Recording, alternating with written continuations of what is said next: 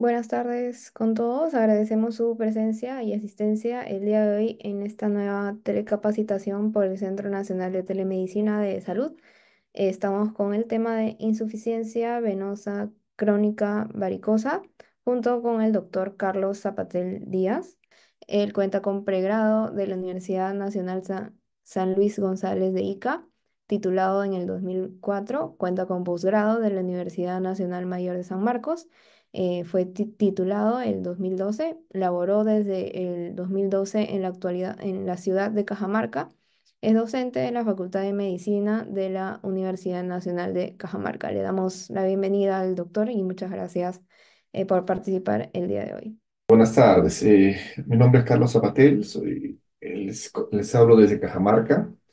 Eh, el tema que un poco se vamos a tratar ahora es acerca de la insuficiencia venosa crónica, ¿no? Un tema muy común en nuestra sociedad que frecuentemente lo vemos en consulta, ¿no? Y vemos también la manera como existen diversos tratamientos también para esta, ¿no?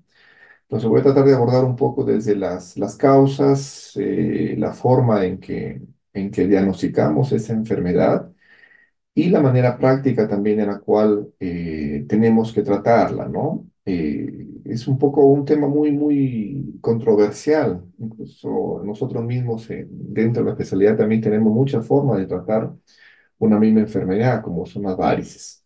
La siguiente, por favor. Entonces, vemos que hace muchos años, ¿no? Existen grabados rupestres en los cuales se ve, ¿no? Se evidencian algunos síntomas de estas enfermedades varicosas, ¿no? En este caso vemos una pierna, un miembro inferior izquierdo dilatado en esta figura neolítica. La siguiente. Igual también vemos pacientes que desde hace mucho tiempo vendaban sus piernitas, ¿no? Para poder tratar de esta manera estas dolencias. La siguiente. Papiro de Ebers, que es uno de los documentos más antiguos que tenemos, en donde se registra esta patología. La siguiente. Y una de las primeras representaciones que tenemos de una trombosis venosa de una vena superficial, la vemos acá, ¿no? En Grecia, en, este, en esta escultura. La siguiente. Vamos a hablar acerca un poco de anatomía. Esta parte es muy importante porque hay un término que siempre nosotros como médicos escuchamos en consulta externa. Y habitualmente es un término mal empleado. ¿Por qué? Porque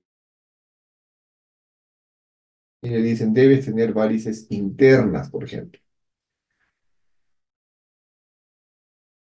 La gente se preocupa y empieza a ver qué es lo que está pasando, ¿no? Y es importante ver la anatomía en este caso. Y la anatomía, porque tenemos dos tipos de venas, como ven al comienzo, unas venas superficiales, al último unas venas profundas. Y las venas que comunican estas dos son unas venas perforantes. Esos son los dos tipos de sistemas venosos que todos los humanos tenemos. Las venas superficiales son las venitas que están en nuestras extremidades inferiores y que las vemos como unas venas que sobresalen, ¿no? Que todos tenemos. Ahora, hay venas que son normales y venas que son anormales en nuestras extremidades. En este caso vemos las venas superficiales. Las más comunes son dos. Una larga que ven en la primera diapositiva, que es la vena safena interna, que está al lado izquierdo, una vena larga que viene desde arriba y termina en la cara interna del pie. Es la vena más larga que tenemos. Es una vena normal. Como ven, hay otras ramitas por ahí. La otra vena principal superficial es la vena safena externa, que es el dibujito que ven a la mano derecha. Entonces, esa es la safena externa, que también tiene otras ramitas. Tengamos presente siempre que, que hay personas que por su misma condición de raza son de piel un poco clara. Esas personas de piel clara tienden a notarse más sus venas. Entonces vienen a la consulta diciendo, doctor, tengo varices, ¿no? Entonces, pero son venas normales, que se pueden tratar desde el punto de vista estético, muchas de ellas, pero que son venas normales. Y estas venas normales en sí no son un problema de salud para este paciente. Entonces, en esta imagen vamos a ver que hay venas normales, superficiales, como vemos acá de dos tipos, ¿no? Una grande que se llama la safena mayor, que viene desde la parte de la ingle, y otra que es la safena menor, que viene de la parte de atrás de la rodilla, ¿no? Ambas son venas normales. La siguiente, por favor. Este es el sistema de perforantes, ¿ya? Vemos en la parte más inferior una vena grande, que es el sistema venoso profundo, y en la parte más externa, en la parte media un poquito, es una vena superficial, que es la vena safena interna. Y entre ellas dos hay unas venas que comunican, que se llaman venas perforantes. Entonces el sistema perforante es este, ¿no? Es un sistema que lleva sangre de la parte externa de la extremidad hacia la parte interior. Es el sentido del flujo que debe tener. ¿Ya? Quiere decir que viene desde la piel, las venitas que están en la piel y se meten hacia la parte inferior, interna, en el sistema venoso profundo. La siguiente. Y finalmente, este es el sistema venoso profundo que todos tenemos. No son venas varices internas, como lo llaman, ¿no? Sino eso es una parte anatómica que tenemos todos los seres humanos, que son venas profundas, por donde transcurre normalmente entre el 80% de la sangre venosa que retorna hacia el corazón. Entonces, estas venas tienen un sentido inverso a las arterias. Y yo, como les hago ver a mis pacientes, les digo, son venas que están pegadas a los huesitos. Entonces, son venas profundas. Tenemos la vena femoral desde arriba en la ingle, que está paralela a a la arteria femoral. Vamos bajando hasta la rodilla, cambia el nombre a vena poplitea, y de la rodilla para abajo estas venitas se duplican. Entonces tenemos las venas tibiales anteriores, tibiales posteriores, peroneas, hay venas gemelares también que están en la parte muscular, y un montón de venitas que son profundas. Estas venas, les recalco que son normales. Estas venas son normales. Y ahora, ¿cuál es la importancia de separar el sistema venoso profundo del sistema venoso superficial? Las venas que vemos habitualmente las vemos en las venas superficiales, que puede existir cambios en el sistema, en el sentido del flujo en las venas que están profundas, puede existir. Pero acá para hacer la diferencia, solo se operan siempre las venitas que están afuera, las venas superficiales. No sé si pueden regresar dos diapositivas hacia atrás. Entonces, este es el sistema de venas superficiales que solamente puede operarse. Este es el que nos interesa desde el punto de vista quirúrgico, tratar estas venas cuando están alteradas. Regrese dos más, por favor. Adelante dos más. No, adelántelo, por favor. Ahí nomás. Entonces, estas venas profundas que vemos acá, las que les decía que están pegadas a los huesitos, estas venas nunca se operan, nunca se tratan. Ya, se tratan sí, pero nunca se deben operar.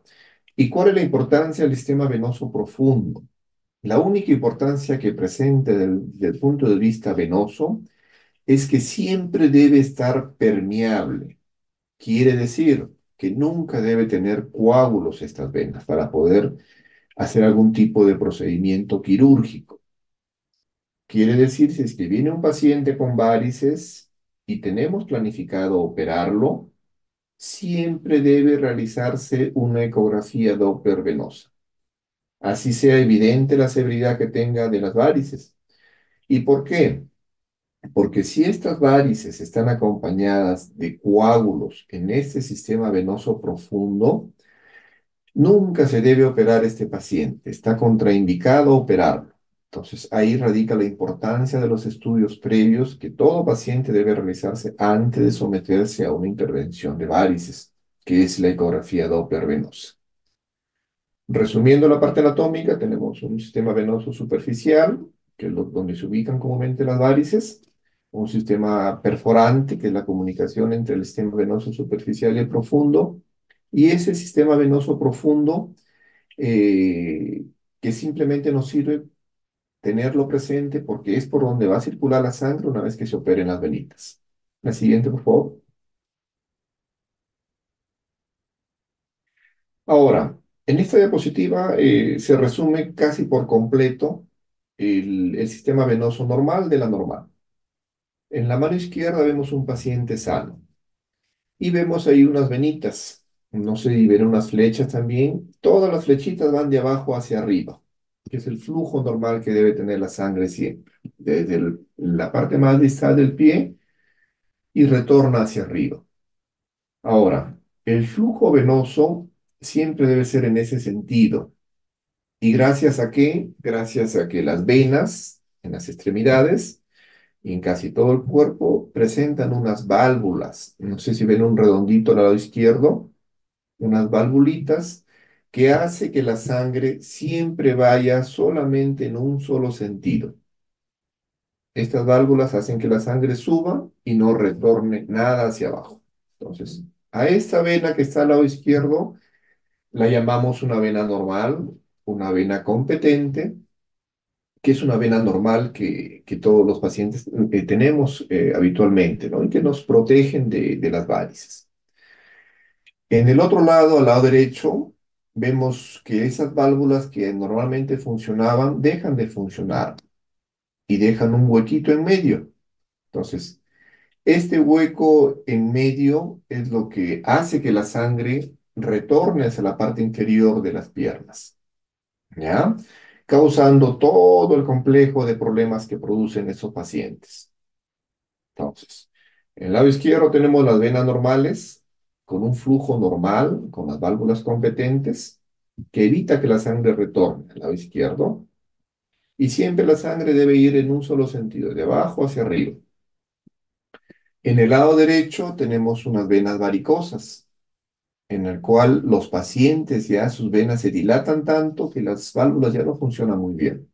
Entonces, esta sangre tiende a retornar hacia la parte inferior, causando todo el problema que generan las varices.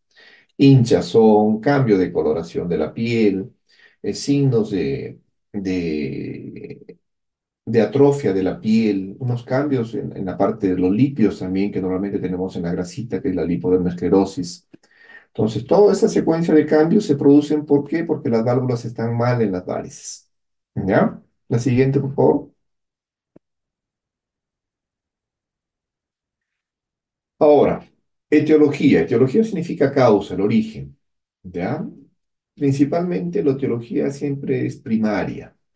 Primaria significa que hay un componente, en este caso es una causa desconocida, pero sí que se asocia a factores genéticos, en este caso factores hereditarios, factores de género también, la edad del paciente influye mucho, el estilo de vida también influye mucho, pero más que todo tiene que ver el factor hereditario.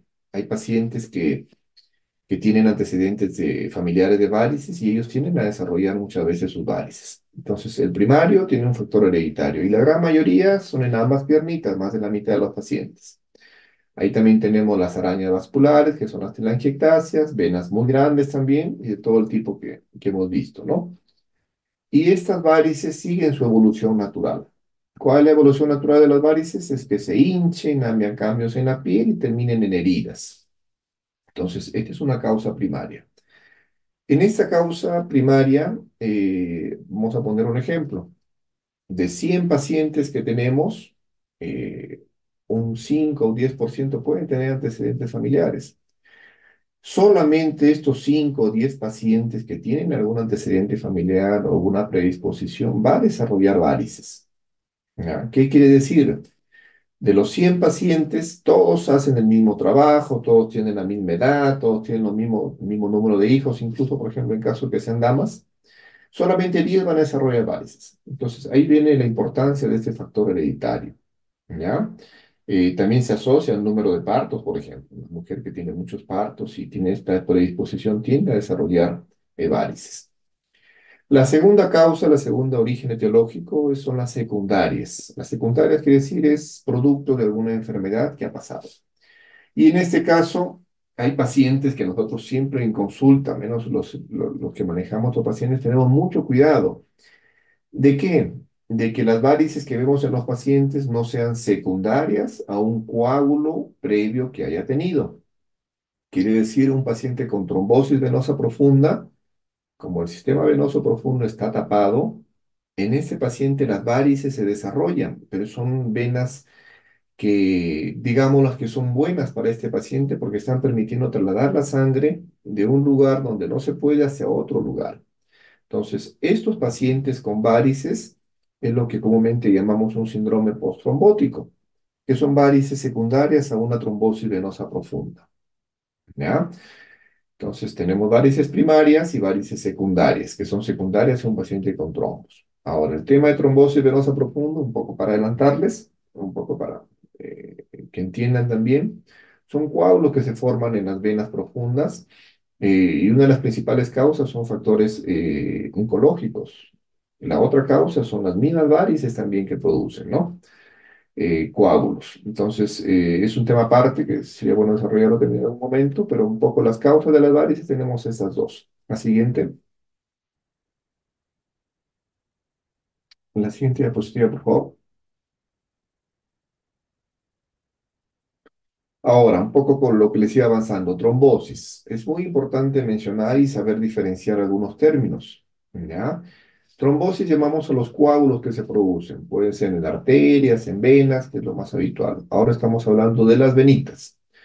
Entonces, si los coágulos se producen en las venas superficiales, como ya mencionamos, estos coágulos se los llama también como trombofleritis. ¿Ya? Entonces, el término que empleamos para un coágulo en una vena superficial es trombofleritis. ¿Ya?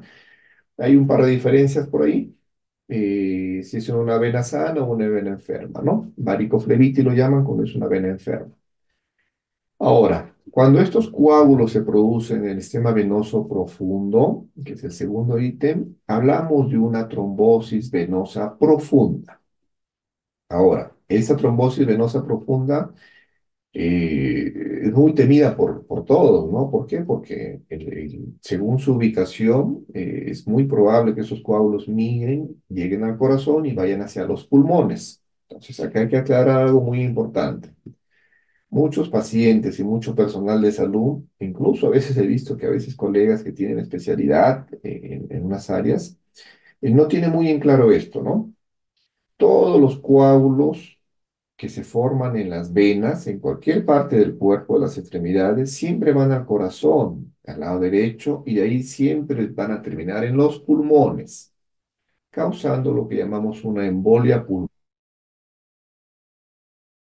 Coágulo, eh, es el tema ahorita, nunca un coágulo de las venitas va a irse hacia el cerebro, por ejemplo. ¿No? Yo lo he visto últimamente, hace un par de meses hubo un gran problema en el hospital porque un paciente que había sido operado un mes antes más o menos hizo un DCB, una enfermedad cerebrovascular, y se infartó gran parte de su cerebro, ¿no? Entonces ahí viene esa confusión que siempre existe. Entonces, los coágulos del sistema venoso profundo siempre van hacia los pulmones, causando la embolia pulmonar, que es un problema que todos tememos, ¿no? Porque la mortalidad puede ser muy alta. Si vemos abajito, según la ubicación de los coágulos, estos coágulos, cuando están debajo de la rodilla, tiene una probabilidad del 15% de que cause una embolia pulmonar, que estos coagulitos vayan hacia los pulmones. Pero si son coágulos que están por arriba de la rodilla, es decir, coágulos en la vena femoral, en todo su trayecto, en la vena ilíaca, por ejemplo, la posibilidad de que forme una embolia pulmonar es muy alta, llega hasta el 85% más o menos. Ahí va la importancia de diagnosticar adecuadamente y tratar oportunamente esos coágulos para evitar este riesgo de embolias pulmonares. Si una trombosis venosa es habitualmente, cuando es profunda, siempre es un solo lado. Ayer justo he visto un paciente, ¿no? Viene con una ecografía por una trombosis venosa derecha, le pone, ¿no? Pero la pierna izquierda estaba más hinchada que la otra, ¿no? Entonces ahí ya desconfiamos un poco de este diagnóstico, porque es muy, muy poco frecuente que existan coágulos en ambas piernas a la vez. Entonces, por eso acá el último ítem menciona que generalmente son unilaterales las trombosis venosas profundas, y es cierto esto. Ahora hay que aclarar que los coágulos que se forman en una vena superficial pueden avanzar por el sistema de perforantes hasta el sistema venoso profundo. Entonces, y causar una trombosis venosa profunda, que es una de las complicaciones de las varices comúnmente. La siguiente, por favor. Hay factores de riesgo que conllevan, como ya mencionamos en las anteriores diapositivas, a que se desarrollen las varices. El hecho de estar parado mucho tiempo, el estilo de vida sedentario, el sobrepeso, la obesidad, la herencia es un factor muy importante, el sexo femenino. Y acá hay que mencionar que los anticonceptivos no tanto producen varices, sino lo que producen son los coágulos en un paciente que tenga varices de por sí. Entonces hay que tener cuidado con los anticonceptivos en un paciente que tenga varices. ¿Por qué? Porque es más probable que pueda producir trombos, una trombosis. Los embarazos múltiples y la edad también, ¿no? Implica mucho. La siguiente, por favor. Acá vemos una paciente sedentaria. La siguiente. En cambio, este paciente que tiene actividad física es menos probable que a veces desarrollen trombos, ¿no?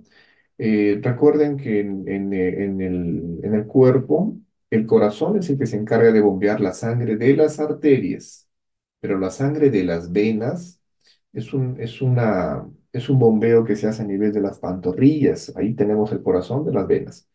Quiere decir que si un paciente no tiene mucha movilidad o no se mueve mucho, puede hacer coágulos por la falta de movimiento, por el sedentarismo. La siguiente.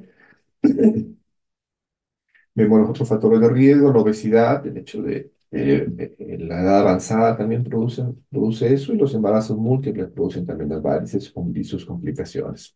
El siguiente. Ahora vamos a una clasificación. Esta es una clasificación, una de las más completas que tenemos desde el punto de vista vascular. Acá hablamos una clasificación clínica, etiológica y anatómica y patológica de las varices. Netamente vamos a concentrarnos en la clasificación clínica, por favor, que es la que vemos comúnmente, ¿no? La siguiente. Entonces, en esta clasificación vemos varices desde el grado 1 hasta el grado 6, como ven ahí. El grado 1 son las arañitas vasculares, que acá adelantamos que su tratamiento es netamente algo estético nada más. O sea, en estas están indicadas poner ampollitas, hacer la escleroterapia que llamamos, y es un procedimiento seguro en ese tipo de venas. En el grado 2 vemos varices un poco más pronunciadas. En el grado 3 ya vemos que aparece a hincharse las piernas, un edema a nivel de la cara interna de las piernas o a nivel de tobillos. En el grado 4 empiezan los cambios, ya no sé si ven el grado 4 o 5, la piel es un poco más marrón, un poco más como deshidratada. Esos son los cambios tróficos que aparecen en la piel. Entonces, las manchas en la piel son en un grado ya un poco más avanzado ya, ¿ya? El grado 5 lo llaman a la úlcera cicatrizada, cuando ya se producen heridas y ya se formó la piel nuevamente, ¿no? Y el grado 6 es una úlcera aguda, una úlcera reciente, podemos llamarla, ¿no? Entonces, todo esto es una variedad, es una clasificación que existe, hay varias, pero que es un poco práctica, ¿no? Que nos sirve para un poco identificar en qué grado están las varices en nuestros pacientes. Siguiente, por favor. Ahora, en la parte diagnóstica es muy importante tener una ecografía Doppler. El ecodoppler es una ecografía que nos permite ver el sentido del flujo de la sangre dentro de los vasos sanguíneos. Puede ser arterial o venoso, en este caso nos compete el Doppler venoso. Entonces, ese Doppler venoso es de gran ayuda, de gran ayuda. Primero, uno clínicamente puede diagnosticar un grado de varices, un grado severo de varices. Pero el Doppler me va a permitir, como mencionábamos antes, descartar que no exista trombosis venosa profunda. Hago hincapié en este punto que es muy importante. ¿Por qué? Porque muchos pacientes a veces van a consultas de médicos que no son especialistas y no son formados en otras áreas o son médicos generales, y lo primero que hacen es aplicarle escleroterapia en una vena varicosa sin saber que el sistema venoso profundo esté permeable. Por ejemplo, eso es un delito. ¿Por qué? Porque tú le vas a causar un problema al paciente en vez de una solución. Entonces, la importancia del Doppler es netamente para ver que no haya trombosis venosa profunda en un paciente que estamos planificando quizá operarlo, ¿ya? Ahora, en el ecodoppler les voy a mencionar dos o tres cosas nada más que son concretas que nos interesan. La siguiente, por favor. Acá, como vemos unas venitas. Este es el sistema venoso superficial. El profundo ya también se puede ver acá, pero acá me estoy enfocando en el superficial. Ahí la flechita está marcando la vena safena interna y al costadito una accesoria. Estas venitas, cuando uno pone el transductor e identificamos el tipo de flujo, la siguiente, por favor. Entonces, lo que me interesa es el color, por ejemplo, en el Doppler color, o como está en el dibujo de la figura A, es un color donde tiene un flujo en un sentido, por ejemplo. Cuando marca en este caso el azul, es un sentido normal que tiene el flujo. Pero si hacemos pujar al paciente, por ejemplo, o aplicamos algunas estrategias, el flujo, el color cambia, como ven. Vamos al último, al C. Entonces, en este caso cambia el color a rojo.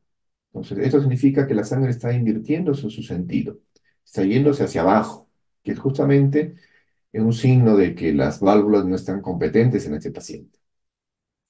En el dibujo de en medio, en el B, vamos a ver que el paciente, por ejemplo, hay una rayita horizontal ahí en medio, donde vemos todo lo que está de la rayita para arriba, es el sentido del flujo normal del paciente. Quiere decir que desde la punta del pie sube hasta arriba, hasta el corazón. Entonces vemos una onda positiva. Pero cuando el paciente puja o hacemos algunas maniobras, una vez que termina esta maniobra, la sangre retorna hacia abajo. No sé si ven abajo una onda blanca, como una nube blanca. Entonces, lo que está de la línea para abajo es el grado de insuficiencia que tiene el paciente. Entonces, ahí se confirma que sus válvulas están malas. Entonces, esto nos sirve el Doppler, ¿no? Primero con el color identificamos el cambio de coloración y con el otro tipo de Doppler pulsado vemos el sentido del flujo de la sangre, ¿no? Que está invertido en este caso. La siguiente, por favor. Entonces también vamos a ver venas así como ven acá, ¿no? Venas tortuosas, incluso con un componente que llamamos contraste espontáneo, en el cual, como ustedes ven en la primera imagen, se ven todas las venas con un enmarañado, como racimos de uvas, y abajo vemos la sangre cómo está circulando adentro, ¿no? Entonces es una gran vena que produce esta circulación lenta de la sangre y ello conlleva muchas veces a que se formen coágulos. La siguiente, por favor. Entonces, un doble puede hacerse de pie, como también recostado, y aplicar ciertas maniobras. Como ven acá, el ecógrafo está en la ingle, por ejemplo, y el operador está que presiona la pantorrilla. ¿Por qué presiona la pantorrilla? Para generar un flujo hacia arriba. Y una vez que ese flujo deja de producirse, la sangre retorna. Es como que tirar un baldazo de agua hacia arriba, y si es que no baja nada de sangre, esa vena está bien. Pero si la sangre retorna, esa vena está mal. Quiere decir que sus válvulas no están funcionando adecuadamente. ¿Ya? Entonces son maniobras que aplicamos. La siguiente, por favor. Y acá vemos esos efectos, ¿no? En el dibujo A, por ejemplo, se ha presionado la pantorrilla y ven una onda positiva hacia arriba. Entonces, e inmediatamente un poquito de sangre que retorna. Eso es normal, por ejemplo.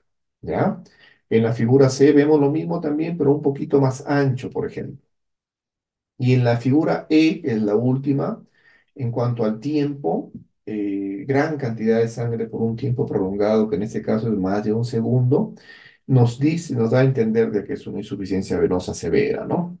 Entonces, vamos a ver en base al tiempo y en base también a la cantidad de sangre al pico que llamamos que produce la insuficiencia venosa, ¿no? Entonces, arriba en la figura A tenemos una vena normal, en la cual la sangre no retorna. En la B retorna, pero en un grado leve a moderado, y en la última sí es muy significativo, ¿ya? Pasa de un segundo el tiempo. Entre flecha y flecha hay un segundo de tiempo. La siguiente, por favor. Y esto de acá vemos en cuanto al, a la cantidad de sangre que está retornando, ¿no? En la mano derecha hay una escala, y esa escala nos es muy útil. ¿Por qué? Porque cuando No sé, al lado izquierdo ver unos números, dice leve menor de 10, moderado de 10 a 30 y grave mayor de 30. Entonces, cuando esa cantidad de sangre que retorna hacia la parte inferior es menos de 10, hablamos de una insuficiencia venosa leve. Cuando esta insuficiencia es de 10 a 30, hablamos de una insuficiencia moderada, como en este caso, por ejemplo, llega hasta 20, hasta 30 más o menos, vemos la escala del lado derecho. Y hablamos de una insuficiencia grave cuando esta pasa de 30, ¿no? La siguiente. Entonces, regresen dos anteriores, por favor. Entonces, un poco resumiendo, la ecografía me sirve, primero acá les he mostrado en cuanto a severidad desde el punto de vista ecográfico, ¿ya? Que es uno de los objetivos principales. Vemos en cuanto al tiempo de la sangre que está retornando y en cuanto a la cantidad de sangre que retorna en la onda pico, ¿no? Y la otra importancia, como les mencioné anteriormente, es descartar que no exista trombosis venosa profunda y también ver indirectamente el flujo también de ese sistema venoso profundo si es que es la causa de esa insuficiencia. La siguiente, por favor. La siguiente. Y ahora ya teniendo un diagnóstico de un paciente con insuficiencia venosa, vamos a ver qué es lo que se hace con este paciente. Y ahora, todo paciente que ecográficamente sus venas les dicen que están normales o están competentes, es un paciente que no requiere ningún tipo de tratamiento, ¿ya? Son venas que están bien habituadas, simplemente se les da algunas medidas como cuidarse, por ejemplo, en caso de que vaya a salir gestando, puede usar unas medidas de manera preventiva, saber cargar peso también, saber evitar la obesidad y algunas cosas que podemos usar, ¿no? Pero basta que un paciente ya presente insuficiencia venosa, sea leve, moderada o severa, siempre tiene que recibir tratamiento, ¿ya? Y el pilar del tratamiento de las varices es el uso de medias elásticas, por favor. No hay otro tratamiento efectivo demostrado y que no cause daño que el uso de medias elásticas, que es la elastocompresión, ¿ya? Hablamos de un vendaje elástico también que se puede usar, pero con mucho cuidado, porque el vendaje elástico hay que saber hacerlo. Entonces, de manera práctica, las medias es muy efectivo en ese tipo de tratamientos. Y el vendaje lo limitamos cuando el paciente no es posible usar medias, ya sea por el gran tamaño de su extremidad o por presentar otros problemas aparte, ¿no? Y el otro pilar es que siempre en la noche repose con los miembros inferiores en alto. ¿Ya? La siguiente, por favor. Ahora, ¿qué es la elastocompresión? ¿Ya? Vemos acá, este es un cuadrito que yo tengo una plantilla resumen que les doy a mis pacientes, porque a veces tenemos que escribir mucho. Las medias elásticas vienen de varios tipos de presión. Y la más que se usan es de compresión mediana o de compresión firme, como vemos en la mano izquierda. ¿Quiénes deben usar compresión mediana? Los pacientes que no son para operar, que no son quirúrgicos. Quiere decir un problema leve o un problema moderado. Una insuficiencia venosa leve o moderada. ¿Y quiénes deben usar la compresión firme? Que en este caso la presión siempre es de 20 a 30. Son los pacientes que tienen antecedente de trombosis venosa, que tienen antecedentes de una úlcera varicosa o que tienen indicación quirúrgica. Entonces, siempre se les aclara o se les debe aclarar que las medias elásticas son de por vida. Las varices es una enfermedad que nunca se va a sanar porque la insuficiencia está en la pared netamente en la pared de la vena y las venas tienden nuevamente a regresar dilatadas si es que no se cuidan. Entonces las medias son de por vida. No es que las use un mes, 2 meses y están bien, se sienten bien, dejan de usarlas y nuevamente aparecen con más problemas. Entonces, la compresión mediana y firme. Mediana para los que no son para operar y firme para los quirúrgicos o que tienen accidente de trombosis o de heridas. ¿Ya? La longitud, hay medias que se usan hasta la rodilla, medias que se usan hasta el muslo o medias también que son tipo panty. En lo personal no recomiendo mucho usar hasta la rodilla. ¿Por qué? Porque la rodilla es una zona donde hay bastante tejido óseo y está expuesto, ¿no? Y hay poca grasa muchas veces. Y hacer una compresión acá, las medias vienen con una liga. Entonces, esta liga a veces tiende a hacer un efecto contrario al que queremos, ¿no? Porque me comprimen justamente con más fuerza en el trayecto donde pasan las venitas, ¿no? Entonces, eso puede causar a veces que se hinche la piernita o que causa. En lo personal, siempre uso hasta el muslo o hasta arriba, tipo panty. Es poco frecuente que indique hasta la rodilla las medias, ¿no? En cuanto a las tallas, tenemos la talla S, M, L y XL. Y todo esto va a depender también del origen de las medias, ¿no? Hay medias americanas, hay tallas italianas, francesas, hay brasileras, entonces. Pero cada una de las medias en la parte posterior tiene unos cuadritos, ¿no? Donde en base a esos diámetros se logra determinar qué tipo de talla es del paciente.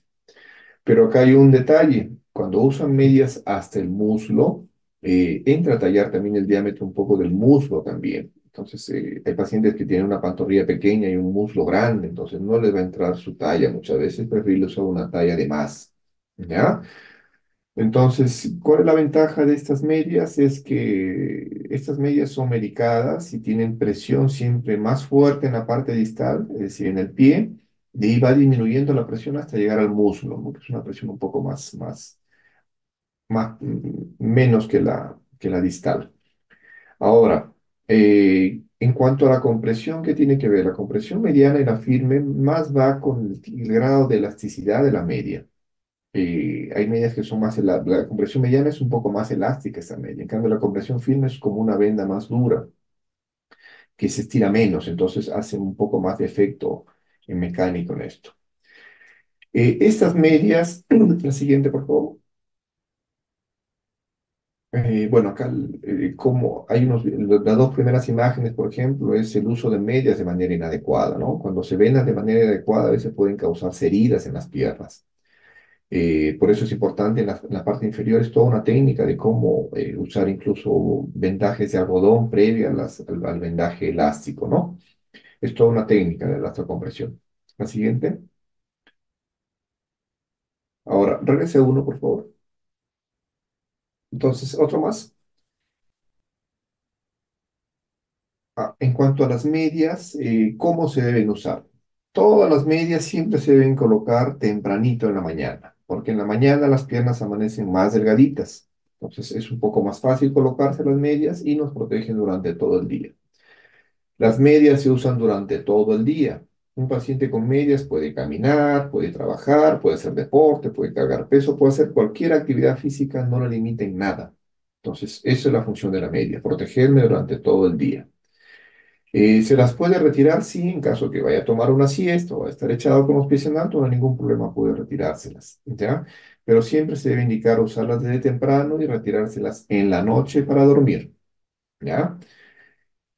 Y otra cosa muy importante es que en la noche debe dormir siempre con los pies en alto. Acá hacia el último hay una diapositiva en la cual le voy a mostrar cuál es la forma ideal en la cual uno puede dormir con los pies en alto, ¿ya? Entonces, en cuanto al elastocompresión, es un poco la información que les puedo dar. La siguiente, por favor. La siguiente. Entonces, ahora viene el tratamiento ya que es un tratamiento quirúrgico, ¿no? Lo anterior es un tratamiento que todos los pacientes, se operen o no se operen, van a usar de por vida. No es que el paciente viene y dice, yo me opero y ya no me cuido más. No, eso es falso. El paciente tiene que operarse de por vida. Ahora, cada médico, como le decía inicialmente, cada uno tiene su experiencia en tratamiento de varices, ¿no? Acá comúnmente hacemos la safenectomía, que es una cirugía muy, muy segura, pero sí tiene algunos detalles, tanto detalles técnicos como detalles en el cuidado postoperatorio. Entonces, ahí van un poco mis recomendaciones. En lo personal, siempre opero una sola pierna comúnmente. Opero una, espero que pasen un par de meses y opero dos. ¿Cuál es mi objetivo de esto? Que el paciente se incorpore rápidamente pasado el periodo de reposo. Porque si mantenemos un paciente postrado, el riesgo de que haga trombosis venosa profunda es casi similar a que lo hubiesen operado de la rodilla o la cadera. Entonces ahí viene a tallar ese factor de riesgo. En cambio, si que un paciente tú lo operas una sola pierna, se incorpora rápidamente. Es más fácil que a los 5, 6, 7 días ya esté caminando, ¿no? Entonces ya ese riesgo se va alejando. Yo también no opero pacientes muy longevos, siempre prefiero mi punto de corte es por un paciente de 70 años, ¿no? Que tenga 65, 60 años, paciente para mí ideal de operarlo, ¿no? Cuando son muy mayores, el tratamiento quirúrgico tiene efecto, sí, ¿no? Pero las medias se equipara casi a la cirugía, ¿no? Ayuda mucho, mucho a controlar los síntomas del paciente, ¿no? Entonces, y sobre todo se evitan complicaciones. Eh, en estos casos, por ejemplo, yo he tenido una muerte de un paciente, que comento como experiencia propia, ¿no? Hace como algo de 10 años más o menos, una paciente que le operé ambas piernitas y me hizo una embolia pulmonar, a pesar de los ejercicios, a pesar del cuidado que se tiene, siempre hay ese riesgo. Entonces ya uno queda con ciertas experiencias que te hacen un poco a veces replantear a veces tu procedimiento. Entonces, de ese tiempo yo ya no opero ambas piernas a la vez, ¿no? Prefiero operar una pierna y después ya subsecuentemente opero la siguiente. La siguiente, por favor. Entonces, este procedimiento se llama la safenectomía. Ectos es sacar, safena es la vena safena que vemos, y en la cual se liga en la parte del tobillo, se hace dos incisiones nada más que son pequeñas. En el tobillo es una incisión chica de 1 centímetro más o menos, y en la ingle es una incisión también de 1,5 centímetros, y se saca toda esta venita por esas dos incisiones, ¿ya? Eso llamamos safenectomía. Siempre comúnmente se acompaña de flebectomía, se llama, en los cuales se hacen cortes bien pequeñitos, que ni siquiera se ponen puntos, por donde se sacan, se extraen las venas accesorias, epifaciales que siempre crecen, ¿no? La siguiente. Una vez que termina el procedimiento, yo sigo los ejemplos de nuestro gran profesor, el doctor Barriga, el Hipólito Unanue, ¿no? El doctor Barriga siempre nos enseñaba a vendar con algodón abajo a los pacientes y encima una venda elástica. Entonces uno siempre mantiene siempre estos cuidados, ¿no? El paciente bien vendado, yo lo mantengo vendado por 4 días el paciente, hasta arriba y en reposo por 5 a 7 días en cama, ¿no? Y ahora viene el detalle. Cuando un paciente está echado en cama, tiene que estar moviendo el pie para activar la bomba que es la pantorrilla, ¿no? Mientras tenga ese movimiento del pie no va a haber ningún problema de trombosis. Pero si el paciente no se mueve para nada, sí hay el riesgo de trombosis porque está en reposo todo el tiempo. Se va con su vendaje por 3 a 4 días, lo retira al cuarto día y ya vemos que el riesgo de sangrado es un poco más bajo, ¿no? Pasados los 6 a 7 días, ya puede usar medias para varices y empezar a caminar. Esa es mi forma de tratar, como le menciono, ¿no? Entonces, ya se incorporan y poco a poco van incorporando sus actividades, ¿no? Entonces, operamos una pierna y pasado un par de meses ya se puede programar la otra piernita en caso de que sean bilaterales. La siguiente. Ahora, este tema es un tema muy controversial actualmente. Hay muchas escuelas en varios países, pero una escleroterapia bien aplicada tiene muy buenos resultados. Pero lamentablemente en nuestro país hay mucha informalidad. Esta escleroterapia es aplicada por colegas a veces que no son de la especialidad y que se llaman flebólogos y que hacen un curso de 1 semana, 2 semanas en algunos lugares y se denomina flebólogo, ¿no? Primero para aclarar de que el término flebólogo no está autorizado por el Colegio Médico, no es una especialidad en todo el país. En el país existe la especialidad de cirugía de tórax y cardiovascular o cirugía cardíaca o cirugía pulmonar, pero no hay la especialidad de flebología como en otros lugares. Entonces, no se dejen sorprender, siempre van a haber campañas en todo sitio que dicen tratamiento de varices sin cirugías, no es habitual verlo, ¿no? ¿Y qué vienen a hacer? A poner ampollas. ¿Ya? Estas ampollas las colocamos los cirujanos vasculares, pero siempre teniendo la precaución de saber dónde colocarlas. ¿Qué es la escleroterapia? La escleroterapia consiste en aplicar una sustancia que me va a dañar el vaso sanguíneo, en este caso la vena por dentro, y me la va a quemar, llamémoslo así, y me va a producir un coágulo dentro de ella. Quiere decir que estoy produciendo una trombosis en un paciente que le aplico escleroterapia. Entonces, en lo personal, yo solamente la aplico en las arañitas vasculares o en las venitas medianas, que son medulectáceas, que estas venas no tienen comunicación con el sistema venoso profundo. Entonces, de esa manera, creo que se aleja mucho la posibilidad de que haga una trombosis venosa profunda. El gran problema es, es que muchos colegas que no son de la especialidad lo aplican en venas principales, por favor, en varices. Al aplicarla en un paciente con una varice, por ejemplo, la safena, no hay manera, por favor, no hay manera en la cual no garanticemos que esa sustancia no se vaya al sistema venoso profundo por medio de las perforantes. Entonces, yo veo muchos pacientes que vienen ya complicados con trombosis venosa profunda, e incluso hay un paciente que hace como 6 años se murió por una embolia pulmonar. Entonces, esto es muy delicado. Y lo otro es que a los pacientes los tratan como si fuesen ambulantes, ¿no? Vienen, hacen su cola, les aplican a todos sin ningún estudio previo, sin saber, por último, cómo está el sistema venoso profundo para no bloquear el superficial.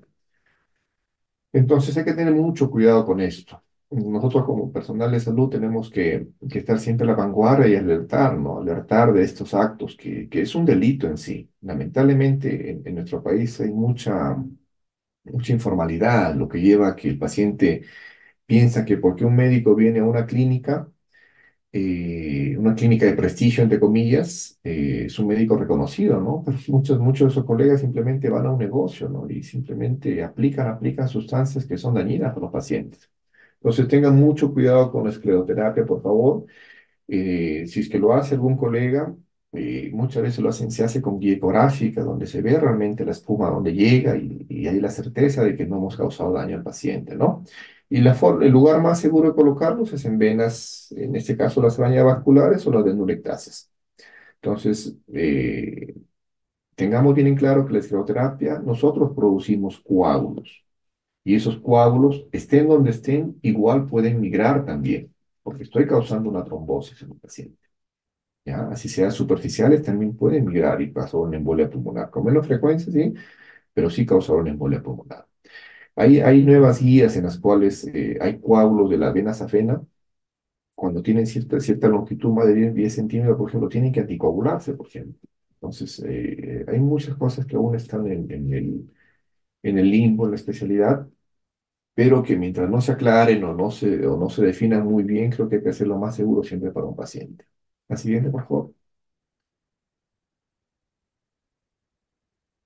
Entonces, esto es lo que se hace los esclerosantes, en el más común es el polidocanol, al 3%, y se aplican a las arañas, como ven acá. Si usted le aplica a una arañita por algo estético, es muy seguro, porque estas venitas solo terminan en la dermis o en la epidermis, ¿no? O sea, no va a haber mayor complicación que esta, ¿no? Y mejora muy bien estéticamente. La siguiente, la siguiente, por favor. Otro tratamiento eh, que es también habitual en que se realice es el tratamiento con láser, ¿no? Que es un procedimiento seguro que se realizan ecoguiados en los cuales tratamos de por dentro resolver el problema, ¿no? Entonces el láser hay muchos tipos, hay otros colegas que lo aplican muy, muy bien. En lo personal no suelo usar mucho. La siguiente, por favor. También existe la radiofrecuencia, en la cual también tiene el mismo principio, ¿no? Como que me deshidrata, me quema la vena por dentro y de esa manera evita quita la función que tiene, ¿no? De insuficiente. La siguiente, la úlcera varicosa. Esa es una ubicación habitual, por ejemplo, en la cara interna de la pierna, la parte distal. Hay muchas formas de tratar una úlcera varicosa, pero hay unos principios generales que ya les explicamos anteriormente, ¿no? Las varices se producen porque el daño que tiene el paciente es porque el paciente para mucho tiempo de pie y la sangre retorna hacia abajo, hacia la parte más inferior del pie. Esta congestión de las venitas produce hinchazón, produce que el flujo sanguíneo arterial,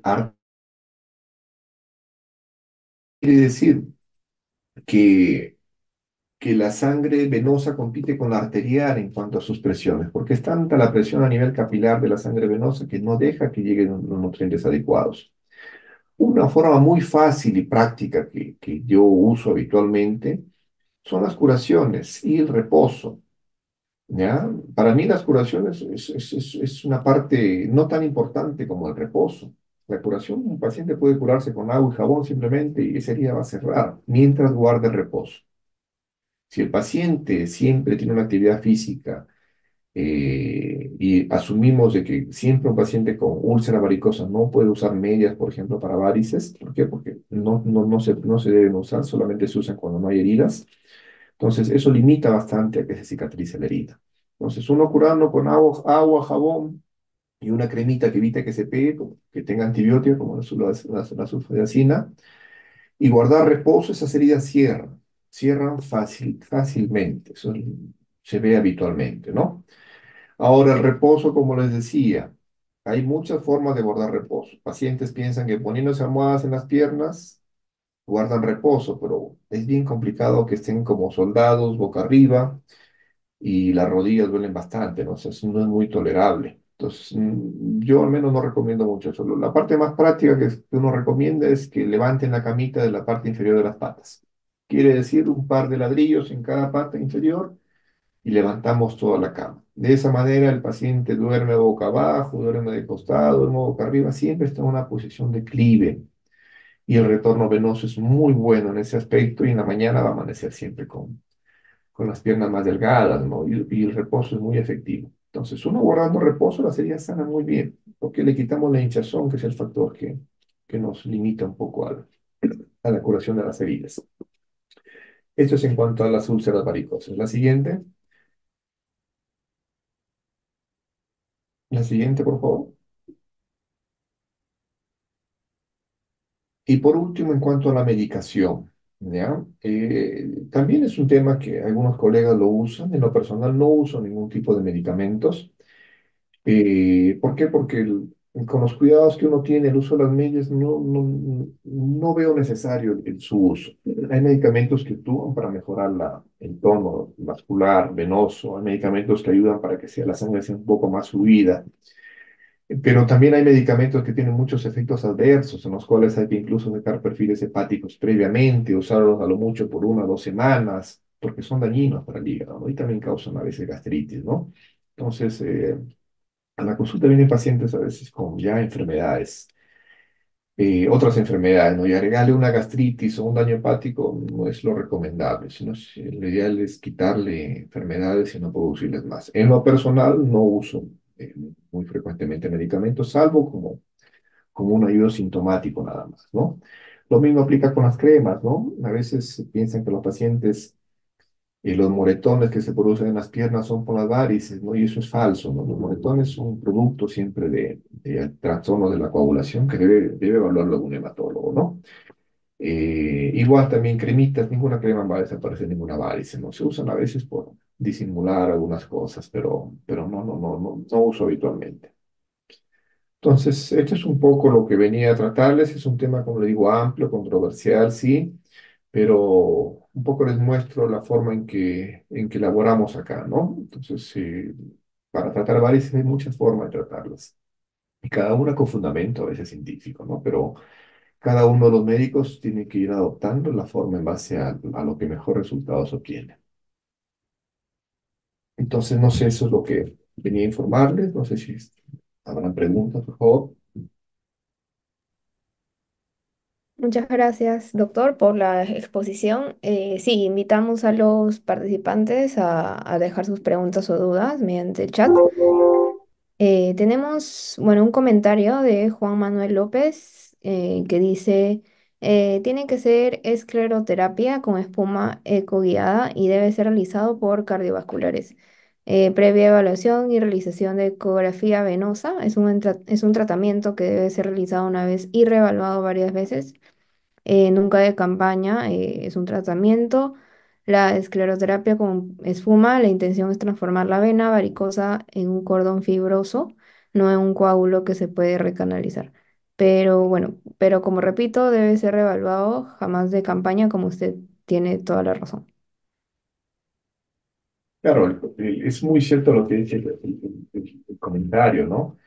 Hay que saber a dónde vamos. Lo que habitualmente yo escucho en los pacientes es que llegamos y lo primero que hicieron pues una ampolla sin revisarme, sin nada, ¿no? Y es lo que siempre vemos, campañas, no son de la especialidad, ¿no? Estos procedimientos se hacen en otros países de manera muy segura, pero la informalidad es lo que nos puede complicar en estos casos. Gracias, doctor. Bueno, también tenemos otro comentario completamente de acuerdo, como es el aumento de la presión en las venas, hipertensión venosa, el gatillo de empeoramiento de las varices, uso siempre de elastocompresión y no los de medicamentos. La electrocompresión justo se refiere a eso, ¿no? Ya sea con un vendaje en el caso de que no puedan usar medias o el uso de las medias elásticas. Lo más seguro es usar las medias, es lo más práctico para un paciente. Gracias, doctor. Otra pregunta más de Sandra Rondinel. ¿El examen de dímero D nos indica trombosis en vena? Ah, el dímero D. El dímero D es un estudio que siempre lo pedimos, pero solo nos sirve para descartar trombosis venosa. No nos sirve para diagnosticar trombosis venosa. ¿Qué quiere decir? Los colegas un poco que de repente están acá conectados tiene un valor predictivo negativo bien alto. Es decir, si es que el dímero D me sale negativo, ese paciente definitivamente no tiene trombosis. Solo para eso me sirve, para descartar trombosis venosa. Pero si el dímero D me sale positivo, no significa que el paciente tenga trombosis venosa. ¿Por qué? Porque muchas enfermedades pueden producirme un dímero D positivo. Gracias, doctor, por la respuesta. Tenemos una pregunta más de Paulo César Gabriel Rivero. ¿Qué opinión tiene acerca del uso de dovecilato de calcio y pentosifilina en varices? Sí, yo no uso, como le digo, doble de calcio. No uso, ¿por qué? Porque hay muchos efectos adversos en nuestros pacientes, ¿no? Y siempre un fundamento principal es, medicina es usar lo que menos daño le cause a un paciente. Si voy a usar un medicamento es para obtener un beneficio permanente, no para obtener un beneficio transitorio. ¿Por qué? Porque el principal problema del paciente es permanente, es crónico. No voy a usar un medicamento toda la vida, ¿no? Y más si es que tiene efectos adversos. Entonces, en lo personal, como digo, no lo recomiendo. Gracias, doctor, por la respuesta. Bueno, antes de finalizar con la sesión, nos gustaría que nos pueda dejar sus palabras finales para, bueno, concluir con la sesión. Bueno, agradecerles por la invitación. Es un tema muy bonito, como lo dije. Tiene su explicación científica, médica. Y la única recomendación es que le daría que siempre investiguen a sus médicos quienes lo van a tratar. No se dejen tratar como cualquier cosa, ¿no? Porque a veces vamos a lugares en los cuales nos hacen este tipo de procedimientos sin ningún tipo de control y sin ningún estudio previo, ¿no? Eso no es correcto, eso no está bien. ¿No? Eso sería todo.